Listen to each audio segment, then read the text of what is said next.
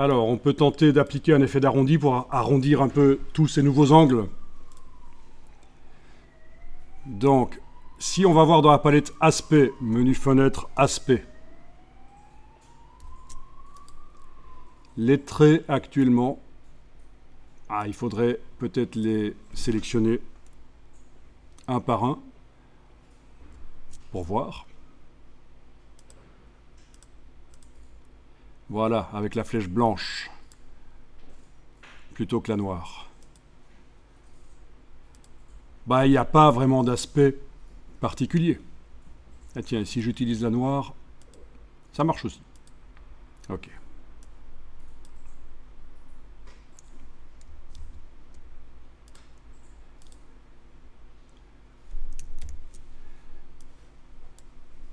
Ok, je sélectionne tout. CTRL A sur le PC, commande A sur le Mac. Et je vais ajouter en tant qu'effet spécial sur ces traits un effet d'arrondi. Menu Effet, Spécial, Arrondi. Vous avez la case aperçue qui est cochée. Waouh. J'arrive pas à bien zoomer. Je sors de l'effet et je vais zoomer avant de l'appliquer pour quand même mieux voir ce qui se passe. Effet spécial arrondi. Je modifie ça. Voilà. C'est pas joli ça? Là j'y vais avec la touche Shift pour aller rapidement de 10 en 10 mm. Donc sur la version anguleuse, j'applique un effet spécial. Donc ça ne modifie pas les vecteurs, ça modifie l'aspect des vecteurs. Ok, donc si on enlève l'œil de là dans la palette aspect en face du mot arrondi, on voit ce que ça donnait juste avant. J'aurais pu le faire seulement sur une partie des vecteurs, bien sûr. Ou faire sur une partie des vecteurs un certain réglage d'arrondi et sur une autre partie un autre réglage de valeurs différentes. Tout est possible. Si on doit remodifier la valeur d'arrondi, surtout, on ne retourne pas dans le menu Effet spécial arrondi. Ça mettrait un deuxième effet d'arrondi. D'ailleurs, c'est ce qui vous le dit. C'est ce qui vous dit, Illustrator, si vous essayez de faire ça. Il vous met un message. Il essaye de vous faire comprendre que Yann Sakwek Invana. Ça appliquera une autre instance de l'effet.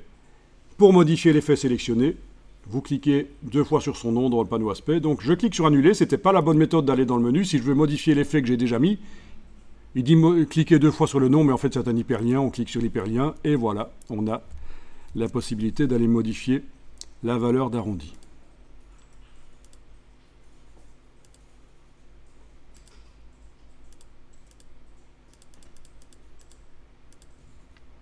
Bien. Ok. Je vais enregistrer ça sous un autre nom. 07 anguleux. Voilà, et bien sûr, à partir de là, il faut que je décide... Ah tiens, pourquoi il est comme ça? Commande Y. CTRL Y. À partir de là, il faut que je décide, est-ce que c'est la version anguleuse qui est la bonne, ou est-ce que c'est la version d'avant?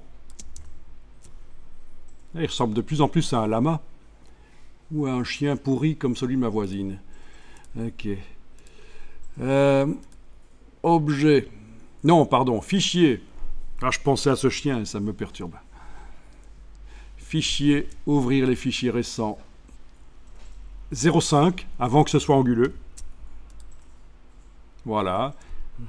Et d'une manière ou d'une autre, vous devez déplacer les fenêtres de manière à pouvoir comparer. Donc j'ai un embranchement créatif à gauche, c'est la nouvelle version. Après, quand on aura fini de dessiner en symétrie les traits noirs, et avant de commencer la mise en couleur, on pourra faire quelque chose d'intéressant avec ces deux choses. À votre avis, quoi ?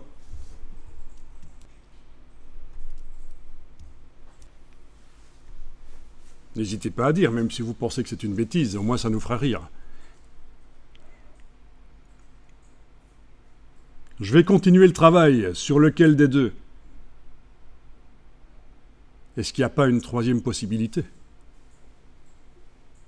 que de devoir choisir sur lequel des deux? Vous allez dire recommencer tout. Oui. Exactement, faire un mixte des deux, un mix des deux. Quand vous faites une création, si vous faites un embranchement créatif, et c'est valable aussi en mise en page ou autre chose, toute création en fait, numérique surtout, parce qu'on peut dupliquer facilement et faire des variantes, ça peut être très intéressant d'aller prendre des éléments dans une des versions et de les mélanger avec des éléments d'une autre version. Parce que là, on a à droite un style un peu mou, vers de terre. C'est à la mode, ceci dit. En 2024, c'est la mode des vers de terre. Je vais vous montrer si vous ne croyez pas. Donc c'est un peu mou. À gauche, là, c'est fort anguleux. Mais je pense qu'en mélangeant les deux, on va donner de la richesse visuelle. On va obtenir quelque chose qui est plus riche visuellement. Les plus belles mises en page sont parfois obtenues comme ça, les plus beaux posters, en mélangeant deux versions du poster. C'est très connu, c'est une méthode en graphisme.